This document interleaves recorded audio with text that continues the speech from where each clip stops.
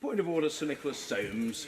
Mr. Speaker, I rise on a very serious matter indeed to ask you whether you have had any request from the honourable gentleman, the member for West Bromwich East, to seek your permission for him to make a personal statement apologising for the way in which he has so vilely traduced the late Lord Brittain, and further for him to have a chance to apologise to Lord Brittain's dignified and courageous widow.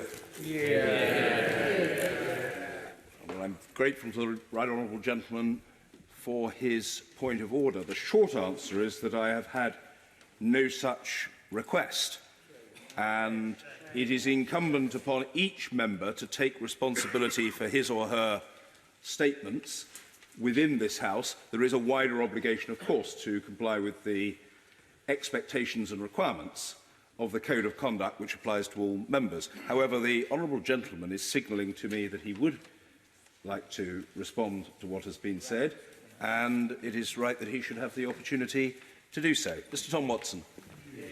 Mr. Speaker, I understand that honourable and right honourable members feel aggrieved that Leon Brittain was interviewed by the police and that they're angry with my use of language. But I'm sure they'd also agree that when anyone is accused of multiple sexual crimes by numerous completely unrelated sources, the police have a duty to investigate, no matter who it is. My letter was prompted by Jane's concern that procedures were not followed. It's not for me to judge the validity of these claims, but I believe I was right to demand that guidelines were adhered to. I also believe that very many victims in this country have been too terrified to speak out for too long. And it's not all over just because a few famous people have gone to prison. And it hasn't all got out of hand just because people in high places are scared.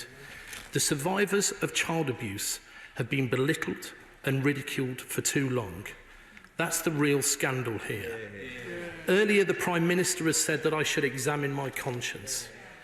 Well, I think we all need to examine our consciences in this House. We've presided over a state of affairs where children have been abused and then ignored, dismissed and then disdained. If anyone deserves an apology, it's them.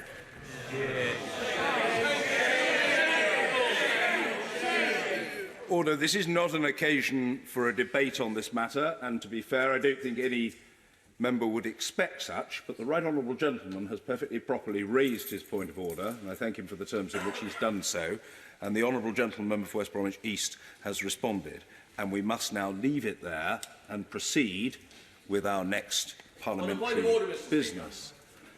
I trust that it is on a wholly unrelated point of order. It is on a point of general principle, Mr. Speaker. No. Order. The honourable gentleman must resume his seat. Resume his seat.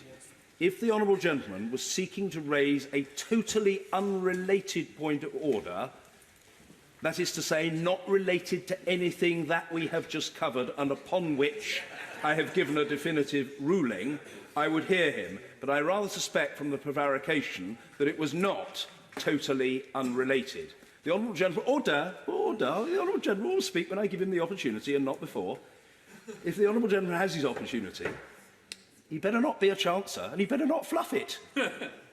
I'm hoping, Mr. Speaker, you will give guidance to members as to what is the proper means of raising legitimate areas of concern with public authorities so as to ensure that legitimate matters which shall properly be raised, which concern all members of this House, are not done so in such a way as might appear to impinge upon the independence of the judicial and investigatorial process. Can you give guidance to what... Well, the honourable gentleman is kind.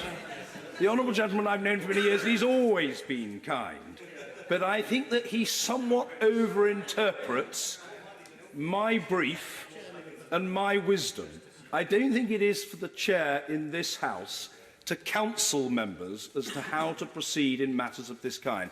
What I would say is we have, as citizens, the same rights as everybody else. In respect of our membership of this House, we have certain additional freedoms and privileges which must be exercised with great care. We also have responsibilities, and I reference those, as the honourable gentleman would acknowledge, with particular regard to the Code of Conduct. Now, I know that the honourable gentleman is only ever seeking to be helpful, but I hope that he is either content or will at any rate today satisfy himself with my response. We'll leave it there. If there are no further points of order and the appetite has been fully satisfied, we come now to backbench business and to the first of our two debates today. The first is on